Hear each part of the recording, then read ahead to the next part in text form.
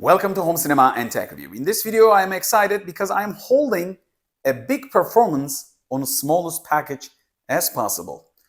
When I say this is a big performance on a small package, you may be wondering what the hell is this? Because it's extremely small from a distance. This is a PC.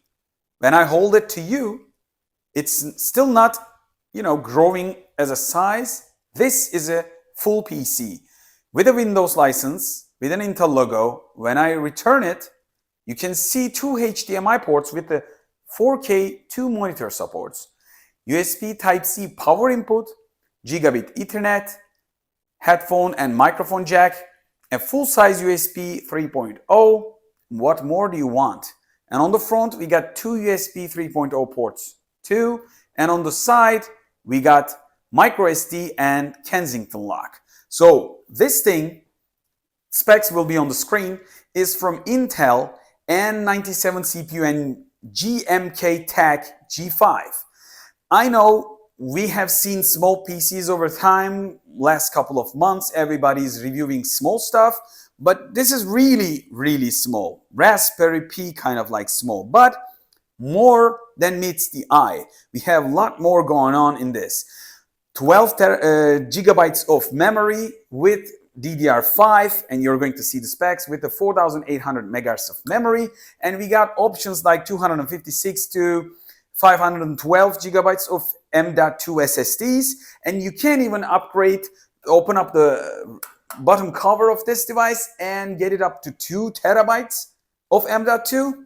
I don't think you'll need it, but you can. So that means you can upgrade this, use it as a media server, use it as the media player, connect it to a TV, use it with other operation systems like Linux, maybe Android. I will show you all these things in the upcoming section because this video won't be long like my other videos. I will give you my full conclusion with some close-up shots and a fast-paced way. But I've tried everything with this device. Used Photoshop, Illustrator, and open up shitload of tabs like web browser tabs. And what else did I do? I installed Steam and play games, and I also installed BlueStacks, which you can emulate Android inside of a Windows 11 or any kind of like Windows, probably the latest versions. So I've emulated Android inside of a Windows with this. So probably there's everything to be done with this small stuff. So who is this for? I'm going to tell you in an upcoming next section with a full conclusion and the tests and everything. So if you're wondering about GMK-Tech G5, and if you love small PCs, you don't want to miss the rest of this video. So thumbs up. And welcome to full conclusion of GMK-Tech G5. This small PC performs quite good. I wasn't expecting this much out of something this small.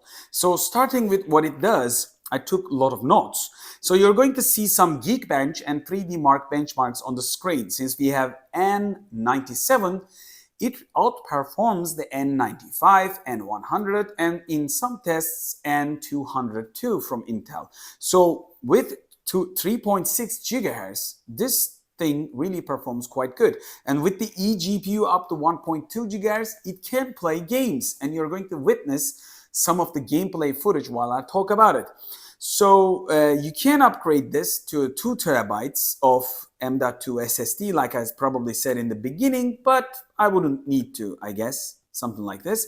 So what is important? We got Windows 11 Pro license, so we don't have to pay a license for a Windows. That's a plus, because that's going to cost us.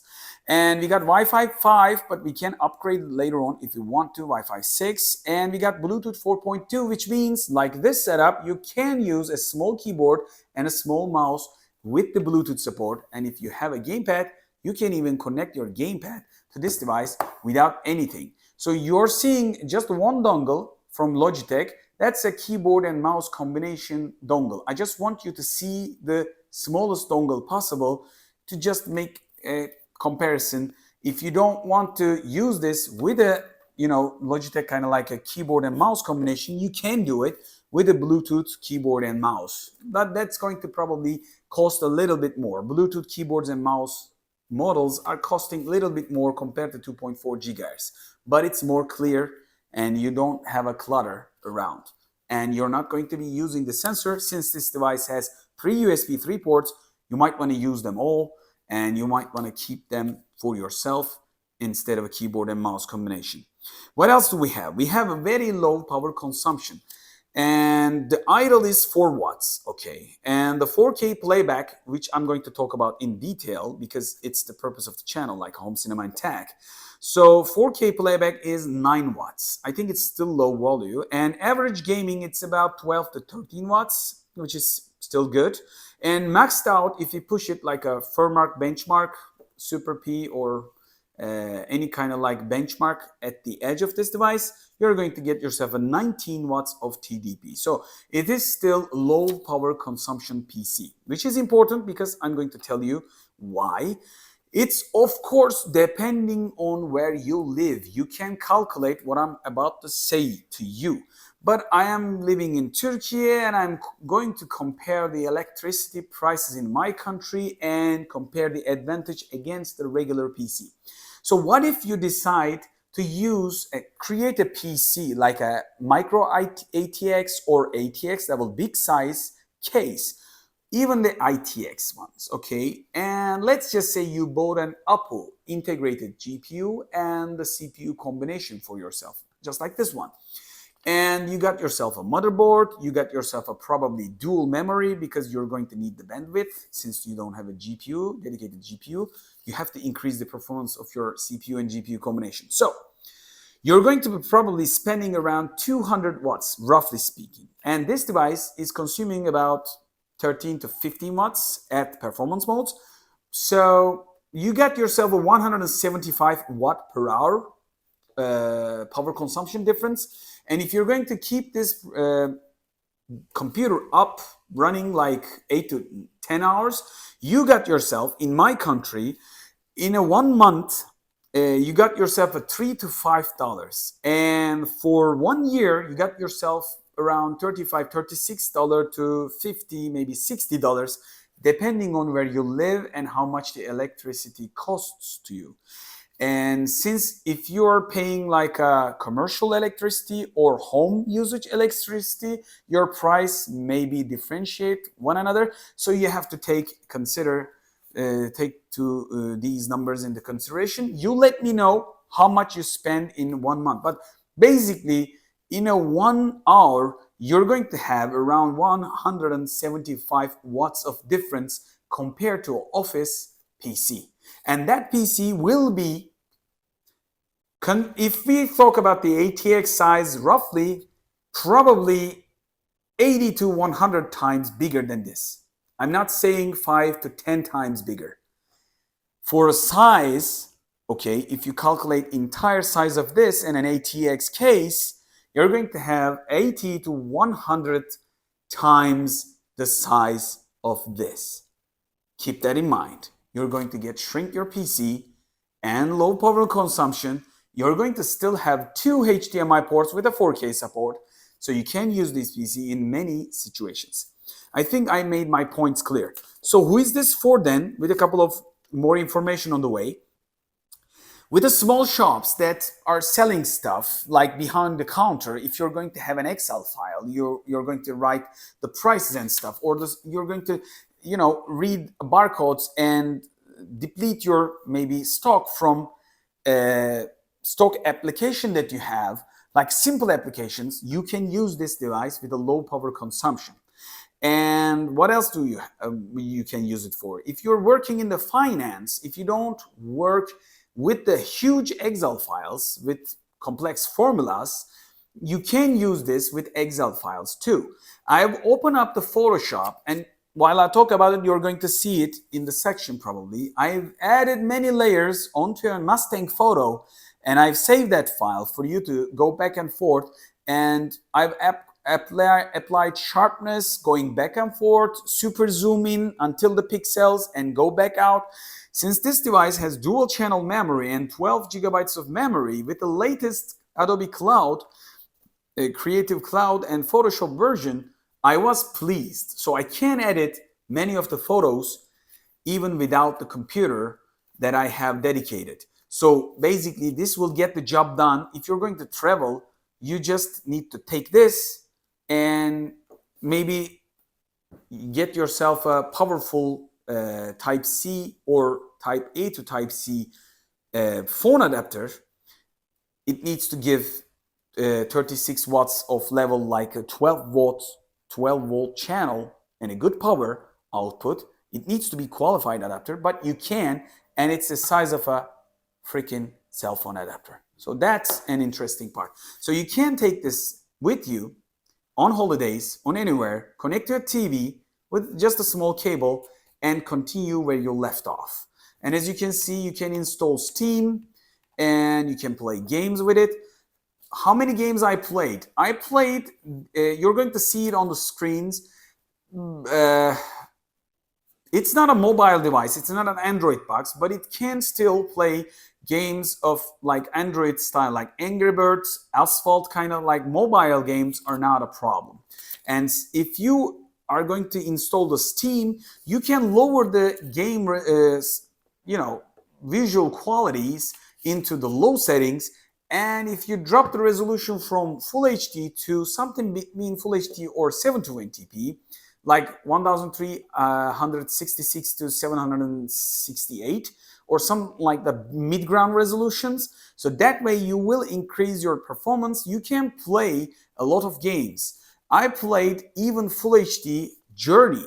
I wasn't expecting that. So it's really performing quite good. And you can play Tomb Raider, even latest Tomb Raider games. And you can play racing games, many of the racing games. You're going to see them on the screen with quite a lot of bit of power output. And if you drop down to the 960p, you can probably play nearly any games in the low settings, of course. So this is not a gaming focused setup, I know, but having able to play games like platform games and also optimized games, I wasn't expecting this much of a performance, something that I can put it in my pocket. So in the end of the video, my full conclusion is, who is this for?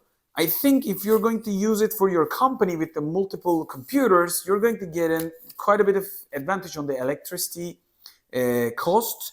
And you can run up these computers since they're pulling out too little electric. You can use a single UPS unit and power maybe 10 of these devices without any problem. Or if you have a one UPS for each machine, you can run them nearly half the day, maybe all day long. So because 10 times less the power consumption of this device. So I think it's another advantage if you're in an area with electricity cutouts, and if you have to, trust this device and your UPS rather than a laptop consuming a lot of power or something like a big PC, you will get an advantage. For a 4K playback, it didn't drop any frames if you don't play with the mouse or open up the tabs and close them down. So the 4K playback is awesome. You can play 4K YouTube videos from using the Chrome browser. So if you use the Windows internal browser, I think it was the Edge, so you might get a couple of drop frames, but it wasn't affecting my visual. So you are okay with that, but I would prefer Chrome-based browsers. What else to do that? If you have like a hard drive filled with 4K or high resolution, high bitrate, full HD footages from Blu-ray rips and stuff, you can definitely use this device because many of the Android devices fail when you want to browse big movie files. I highly recommend going from Android box to this sort of device. Since the prices are getting closer, I would choose the PC instead of an Android box because it's kind of like limitless. What I've done with this device, I've also checked that with the BlueStrix installation, I could play emulators, like emulating Android inside of a Windows. Since this is powerful enough with the 12 gigabytes of memory, I played Android games inside of Windows with the BlueStrix emulation. It's not ideal, and it's really consuming the internals of this device until the edge of it, like the limits of it, but still, There is an option there, and if you want to play Android inside of this small box, you can do it. What else you can do? You can boot up from USB thumb drive if you install Linux, because Linux operation systems has more optimized and less clutter compared to the Windows. So you can lower your system consumption, because default, if the Windows consumes more memory, it's not just about the hard drive. If it consumes more memory, you'll be much better with the Linux version. If you're going to use it just for web browsing and general office use, you can get away with the Linux, and you can really connect to the network. You can use this device as a media server. You can share, use it with a maybe different operation system from USB drive or micro SD card on the right side. So you can use this device with a different operation system, use it as a NAS, sharing an external USB, probably hard drive. And other than that, you can upgrade the internal M.2 and just basically use it with the internal storage capacity of this device, just as a 4K media server for your projector or your TV. And I don't think many of the people for home setup will use it with the two monitors. But if you're going to do it like one side of Photoshop, other side is web browsing or emails like a designer, you will be able to do that. But for my setup, I think I will use this right beside the TV. And I am using small PC. You know by now. I am using Ryzen 9 PC. But basically, if I didn't have the budget and if I wasn't a tech guy pushing the limits at the edge, I would preferably choose this, because it's smaller to carry around, and getting the power from Type-C gives you the more advantage of choosing different power adapters. So another scenario probably will be camping. If you have a camper, you can use this with the car power plugs, and if you have an electric car, you can use this device to power up two portable monitors at the back of your car seats, like front seats at the back. Imagine two screens side by side playing different videos to two different kids at the back on a long journey. Think about that. It's an option. You get yourself two portable monitors, and I reviewed early in the channel. And if you connect two portable monitors to this, like 15.6, maybe 14, depending on your car, how big your car is, two monitors giving two different Full HD maybe movies, one to another. So it will be interesting. I don't know how you will solve the sound, but you will have an option. At least, in my opinion, if you find a way to solve the audio. You might be probably thinking that. So, would I use it? I would. For the price, it's probably, for the size, for the power consumption, everything is positive about it. So, you're going to see the probably noise levels on the screen. I think on the low stage, you don't hear it. For example, right now it's on the idle. I don't hear it. But if I play games at the top of the line, push it at the edge, it will give me the PlayStation 4 level of sound. So it's not extremely high. You will live up with it. Even if you bench it to the highest specs, this is a low noise device. Compared to the laptops, it is much lower than you imagine. So it's a low power consumption device. That's normal, but it's also good to have something with a low noise, because I don't like noise at all. So I believe I give you enough information. It's up to you to buy the GMK Tech G5. But if I were you, if I was looking for an Android box, I would think something like this. I think if you are okay to use an Air mouse and a keyboard combination single controller, I know Windows is much more complicated compared to Android apps. But don't forget, Microsoft has Microsoft Store. So you can install some of the apps just like a mobile device. And if you're going to be able to use it with the Android x86, you might maybe able to install it. I haven't tried it yet. If you subscribe, like the video, and give your recommendation at the bottom of this video, I might try that crazy stuff like installing an external USB or micro SD card to an Android And then we will maybe try this just built in Android itself with the two operation system, Windows and Android. That might be cool. So it's up to you, whether you like it or not. Share your comments at the bottom of this description and say hi, YouTube Live comments. And if you haven't subscribed yet, just subscribe for more Home Cinema and Tech Review.